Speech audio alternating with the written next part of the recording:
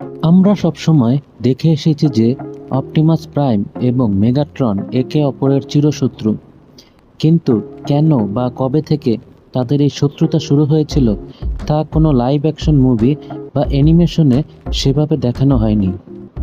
এই শত্রুতার শুরু কিভাবে হয়েছিল সেই গল্প নিয়েই সম্প্রতি মুক্তি পেয়েছে অ্যানিমেশন মুভি ট্রান্সফর্মার 1। সিনেমাটি পরিচালনা করেছেন যশ কুলি।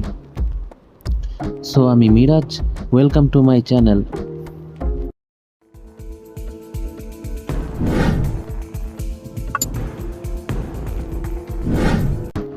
সাইবারট্রন গ্রহের আইকন সিটিতে সিনেমাটি শুরু হয়।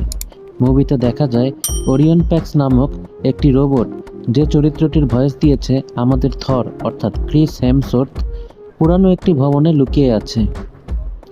এই ভবনে আর্কাইভাল রেকর্ড রয়েছে, যেখানে